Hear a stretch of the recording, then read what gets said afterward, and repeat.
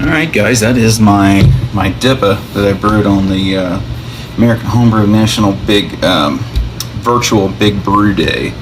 So yeah, and it's a dipper. It didn't quite finish as dry as I'd like, but it's still up about 7.8% ABV. So yeah, we'll look at that one, talk about that one today. And it's me.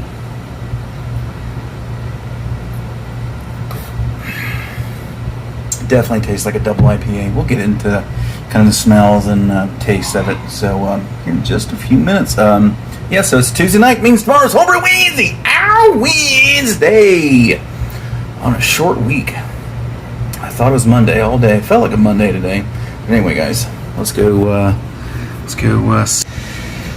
That is WLP 800. That is the second time I've grown it, so I should have plenty of yeast for the Pilsner whenever I brew it. Alright guys, now I'm really gonna... Alright guys, so this is... I think I got the recipe around here somewhere. Yeah, there it is. So, we'll look at the hops, talk about the grain, the grist, all that stuff. So it's 13 pounds of 2-row. Mine's Viking pale malt.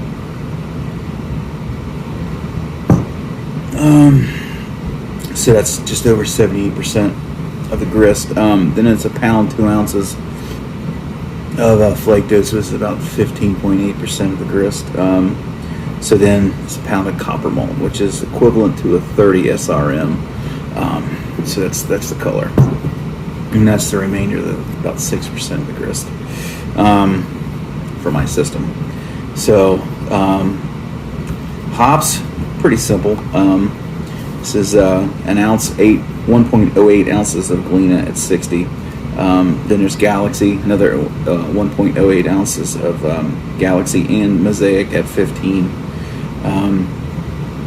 So then once we cool down a Whirlpool, this is on this particular version. It's just under 3 ounces of Denali, because that's the rest that I had in the bag. So I went ahead and pitched it all in there. Then 2 ounces of Citra at the same time, and that's at between 160 and 170 Fahrenheit. So yeah, and 2 packs of USO5. So that's it. Now this copper malt gives it a very, very unique flavor. It's very malty, not quite like, there's a little bit like toffee to it, but it's more rich, more deep. Kind of very much keeping in with that kind of West Coast DIPA kind of, where you've got a little bit of sweetness and a little bit of, but you can definitely tell there's body there. And the hops are crazy. It's juicy. There's a little bit of like wet smell to it, but it just smells like you stuck your head in a like an open bag of hops. Anything jumping, any particular hop jumping out of me? No, not at all. But it just smells. This, you can smell the hops as soon as you crack the handle on the tap. As soon as it starts coming out, the hops just jump out at you.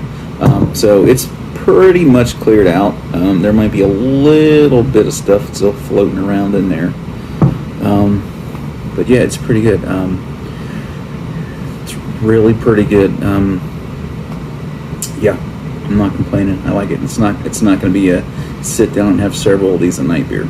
Not at all. Because you definitely know you're drinking something with some heft to it. So I've got that done. That's the second time I've grown that WLP 800.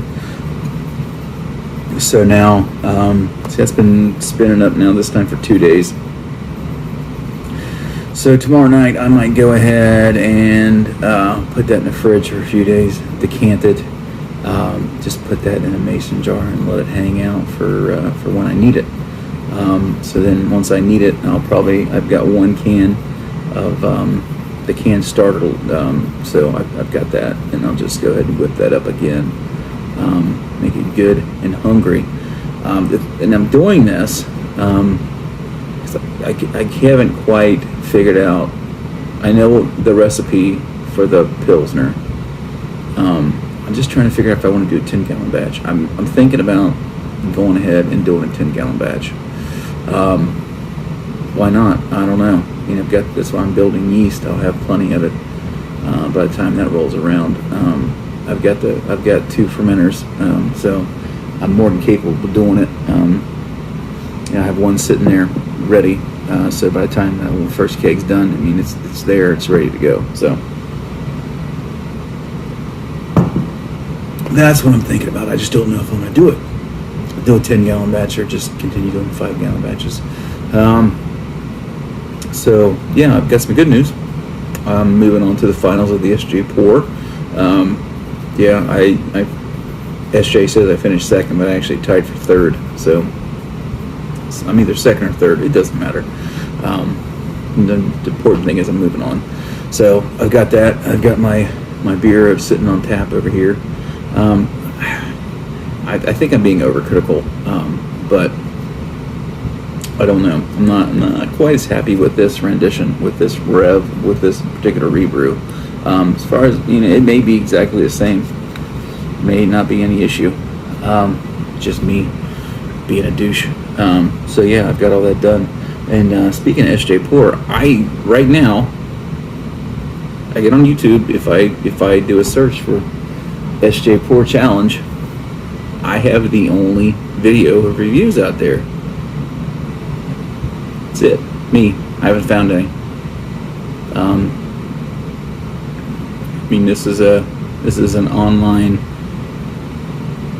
beer competition, homebrew competition. This was started by a bunch of guys on YouTube. I'd like to see more people do evaluations, reviews, whatever you want to call it, on YouTube. It's nice to see the expressions on someone's face, rather than just reading what they've written down or typed into a spreadsheet. So yeah, so don't be scared. It's fine. I do this shit. I'm awful. I'm awful at it. So